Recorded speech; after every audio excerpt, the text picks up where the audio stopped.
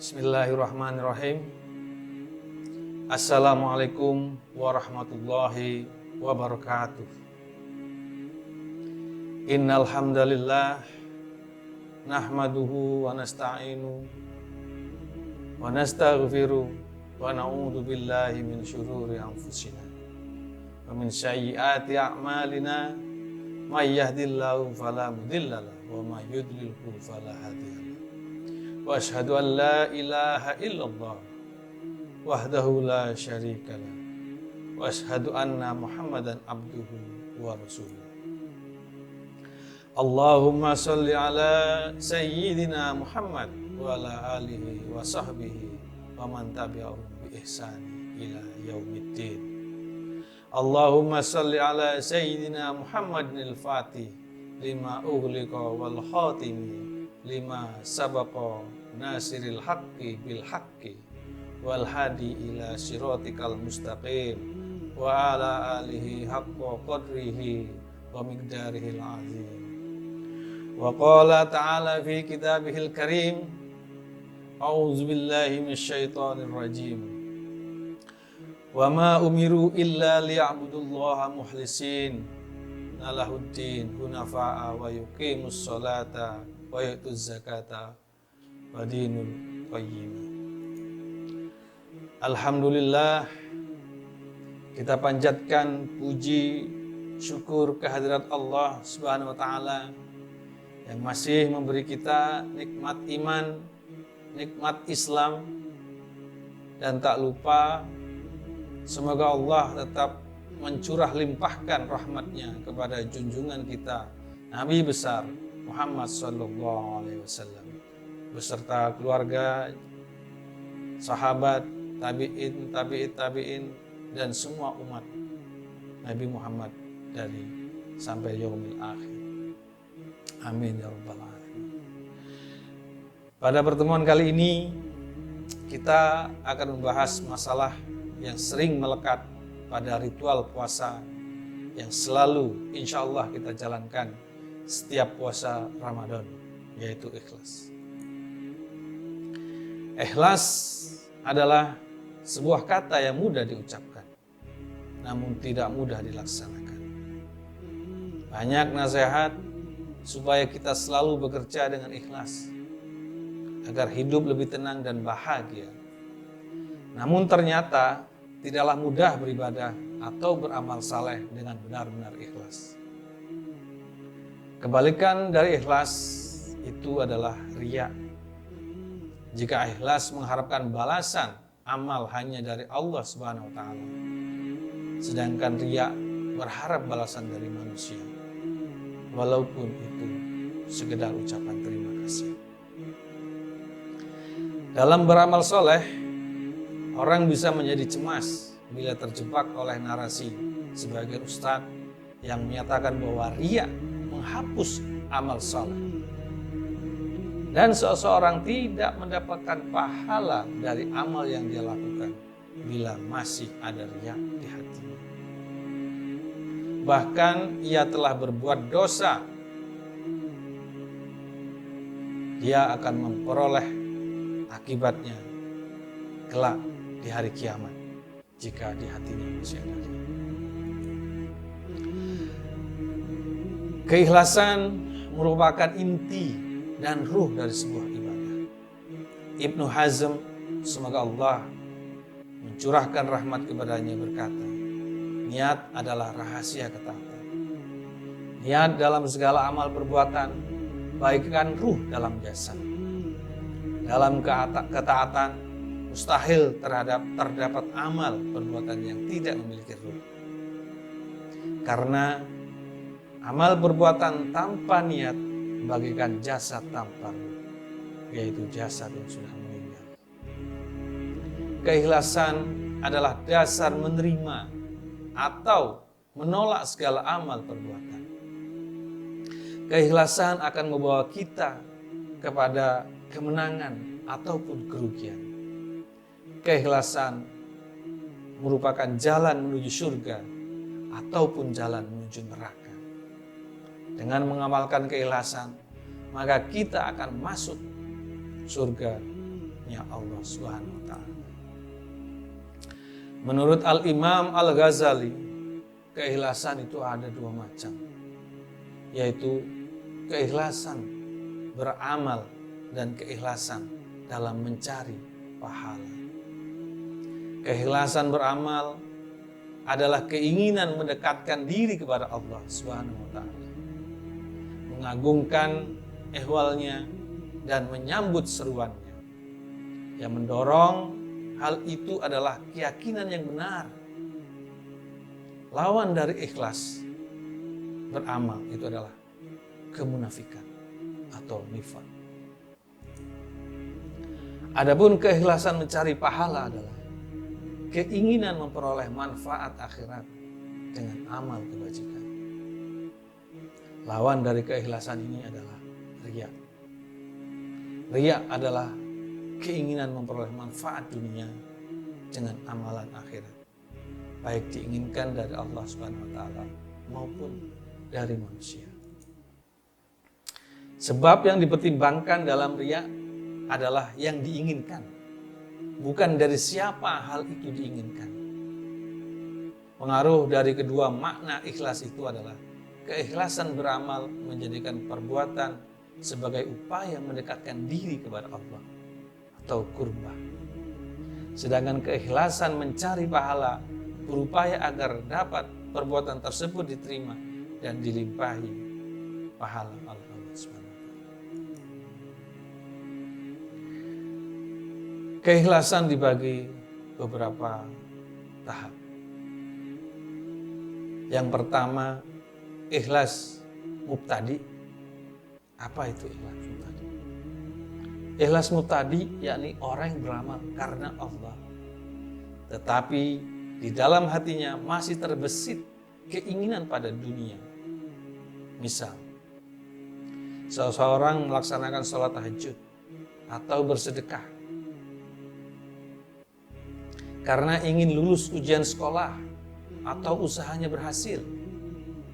Ciri orang yang mubtadi bisa terlihat dari cara dia beribadah. Orang yang hanya beribadah ketika sedang butuh, biasanya ia tidak bisa istiqomah dalam menjalankannya. Ia beribadah ketika ada kebutuhan. Jika kebutuhannya sudah terpenuhi, ibadahnya pun akan berhenti. Itulah ikhlas mubtadi. Yang kedua adalah ikhlas abid, yakni orang yang beramal karena Allah dan hatinya bersih dari riya serta keinginan dunia.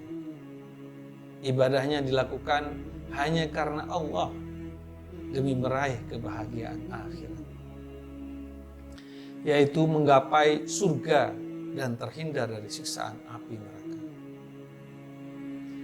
Ibadah seorang abid ini cenderung berkesinambungan, tetapi ia tidak mengetahui mana yang harus dilakukan dengan segera atau mudayyak dan mana yang bisa diakhirkan atau muwassa, serta mana yang penting dan lebih penting. Ia menganggap semua ibadah itu adalah sama. Itulah ikhlas abid. Yang ketiga adalah ikhlas mubib, yakni orang yang beribadah hanya karena ingin mendapatkan cinta Allah, bukan ingin mendapatkan surga atau takut siksa api neraka. Semua dilakukan semata karena memenuhi kehendak dan cintanya kepada Allah Subhanahu wa taala. Oleh karena itu, kita harus terus berlatih untuk mencapai amalan ikhlas. Untuk menjadi pribadi yang selalu benar-benar ikhlas tidaklah mudah. Karena kebanyakan manusia masih tidak bisa melepaskan diri secara total dengan masalah-masalah duniawi.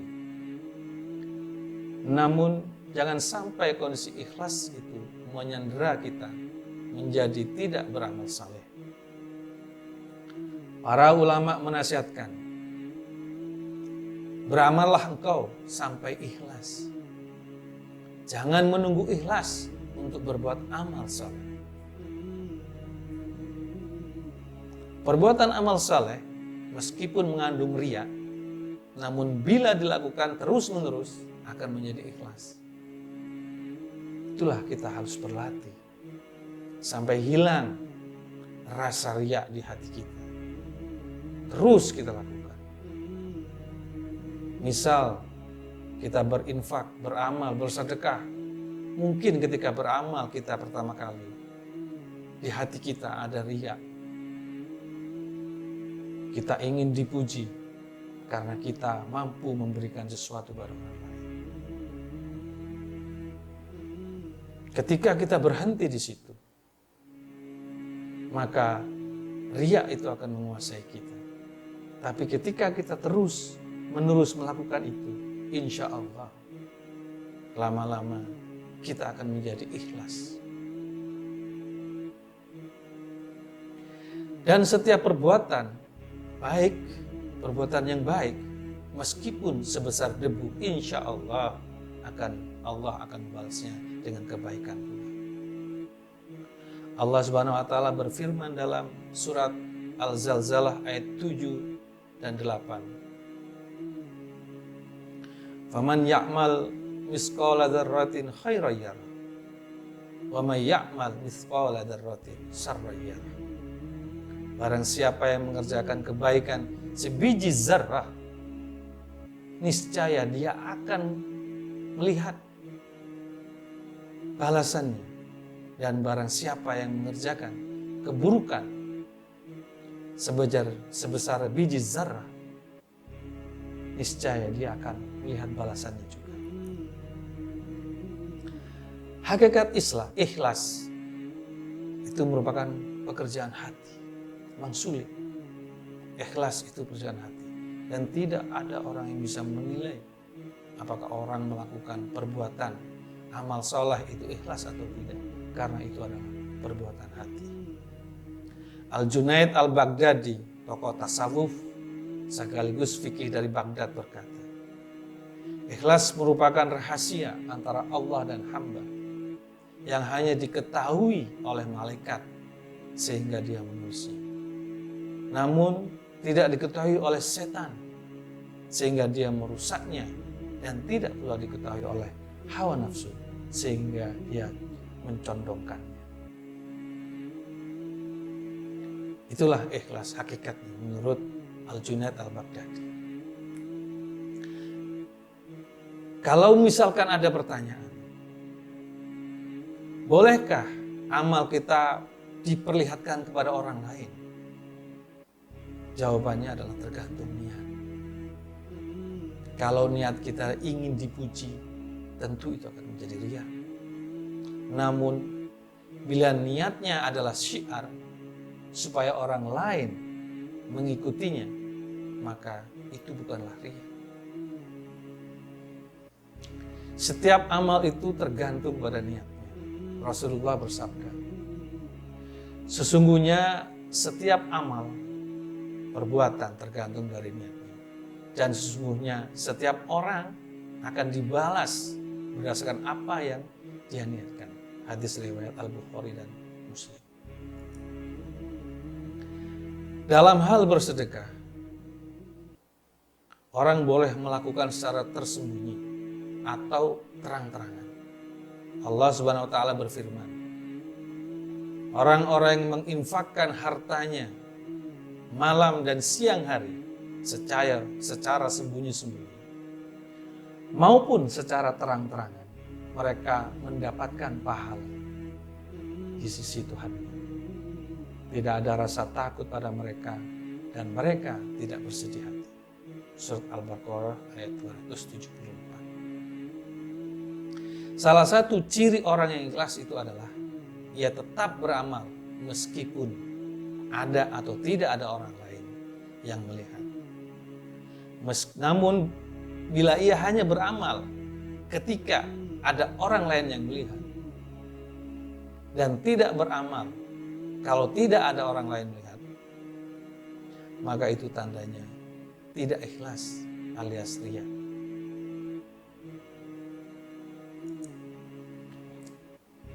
Sidang salat tarawih yang terhormat. Kalau ada pertanyaan, apakah setiap amalan yang kita lakukan dengan riya dibalas oleh Allah? Tentu saja jawabannya adalah tidak akan dibalas. Bahkan tadi saya bilang di depan bahwa apabila kita tetap ada riya, maka kita balasannya adalah neraka jahanam. Sehingga kalau kita berbuat selayaknya, tidak ada siapa-siapa yang melihat, ataupun kita tidak membutuhkan itu. Karena kalau kita butuh pada selain Allah, maka kita akan bersiap-siap kecewa. Kita butuh pujian orang, kita melakukan sesuatu, kita bekerja sesuatu karena harapan pujian dari orang lain, dan lain sebagainya.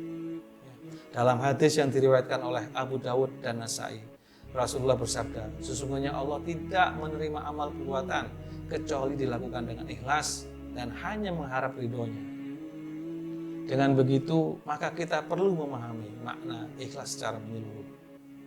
Hakikat ikhlas sering diilustrasikan dengan filosofi gula dan kopi. Bagaimana gula itu berperan di dalam kopi? Bagaimana gula berperan di dalam teh? Kalau kopi itu enak, dibilang itu adalah kopi manis. Enak kopinya, tehnya mantap, kopinya mantap. Gulanya dikemanakan? Gulanya nggak akan disebut, tapi disitulah peranan gula. Dia ikhlas memberikan rasa, tapi dia ikhlas juga tidak disebut.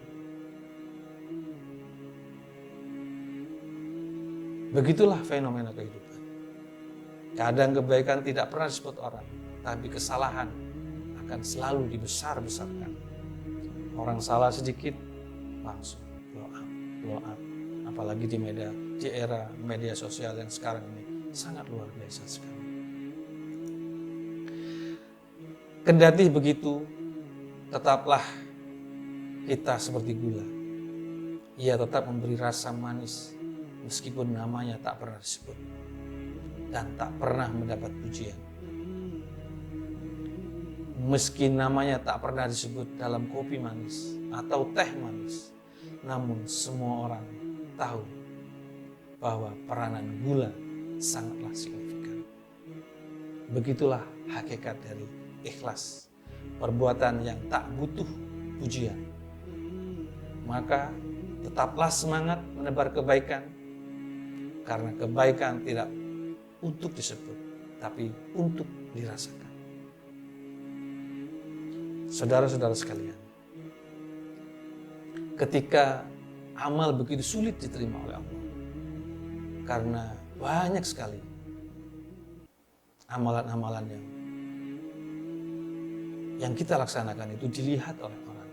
Kita sholat dilihat orang, kita berzikir dilihat orang, kita bersedekah dilihat orang. Kadang-kadang pun puasa kita juga diledek sama orang. Padahal kita sudah ingin puasa. Padahal puasa itu adalah untuk melatih keikhlasan kita. Karena puasa itu adalah ibadah yang hubungannya adalah antara kita dan Allah SWT. Kalau ketika kita wudhu, kita masukkan sedikit air ke dalam perut kita, ke dalam mulut kita, orang tidak akan pernah tahu. Karena orang tetap harus sholat selama puasa. Maka kalau boleh saya kasih tips di dalam beramal soleh, karena amalan ini adalah amalan yang pasti diterima oleh Allah, yaitu adalah salawat. Salawat adalah ibadah yang pasti diterima oleh Allah.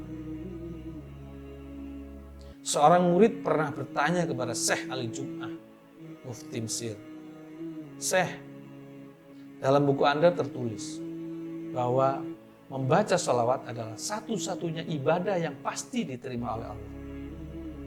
Apakah benar demikian? Mohon penjelasannya. Kemudian Syekh Ali Jum'ah menjawab, benar, saya menulis demikian. Bersolawat kepada Nabi Muhammad SAW adalah amal yang pasti diterima oleh Allah. Jika kamu bersedekah, kamu ingin dipuji, maka sedekahmu sia-sia. Begitu pula jika kamu sholat karena ingin diperhatikan manusia, maka sholatmu tanpa pahala. Tapi jika kamu bersolawat, walaupun kamu riak sekalipun, kamu tetap akan mendapatkan pahala dari Allah. Karena sholawat berhubungan dengan Nabi Allah yang agung, yaitu Nabi Muhammad SAW. Dalam kitab Al-Fawaid Al-Muqtarah, Syekh Abdul Wahab Asy-Syarabni meriwayatkan bahwa Abdul Muwahhib Imam Az-Zazili berkata, aku pernah bermimpi bertemu baginda Nabi Muhammad SAW. Aku bertanya, ada hadis yang menjelaskan 10 rahmat Allah diberikan bagi orang yang berkenan membaca sholawat. Apakah dengan syarat saat membaca harus dengan hadir hati atau memahami arti sholawat itu? Ketika ditanya begitu, Rasulullah menjawab, bukan. Bahkan itu diberikan bagi siapa saja yang membaca sholawat, meski tidak paham arti sholawat yang ia baca. Itulah keutamaan sholawat. Allah SWT memerintahkan kepada malaikatnya untuk senantiasa memohonkan doa kebaikan dan ampunan bagi orang tersebut, orang yang membaca sholawat. Terlebih jika ia membaca dengan hati yang hadir, pasti pahalanya sangatlah besar. Hanya Allah SWT yang mengetahuinya. Bahwa ada sebuah keterangan apabila kita berdoa tidak dimulai dengan memuja Allah SWT tanpa membaca sholawat, maka kita disebut orang yang terburu-buru. Baginda Nabi Muhammad SAW mendengar ada seseorang yang sedang berdoa tetapi tidak dibuka dengan memuja Allah dan tanpa membaca salawat. Nabi Muhammad bersabda, orang ini terburu-buru. Kemudian Nabi SAW mengundang orang itu, lalu ia tahu, ia atau orang lain yang dinasihati, jika di antara kalian berdoa, maka harus diberi pujian kepada Allah, membaca salawat, lalu berdoalah sesuai dengan apa yang dikehendaki. Hadis riwayat Abu Daud dan At-Tirmizi. Apalagi jika bertepatan dengan hari Jumat, maka perbanyaklah membaca salawat di dalamnya. Karena Nabi Muhammad SAW bersabda dalam sebuah hadis, perbanyaknya salawat kepadaku pada setiap Jumat, karena salawat umatku akan diperlihatkan kepadaku pada setiap hari Jumat. Barang siapa yang banyak bersalawat kepadaku, dialah yang paling dekat denganku di hari kiamat. Hadis riwayat Baihaqi. Ulama sepakat bahwa sholawat pasti diterima karena Allah, karena dalam rangka memuliakan Rasulullah Sallallahu Alaihi Wasallam. Demikian apa yang bisa saya sampaikan. Semoga kita bisa terus beramal dengan ikhlas. Dan tentunya kita bisa bersalawat kepada baginda Rasulullah SAW dengan salawat apa saja. Semoga kita ditetapkan oleh Allah sebagai hambanya yang ikhlas. Billahi taufiq wal hidayah. Wassalamualaikum warahmatullahi wabarakatuh.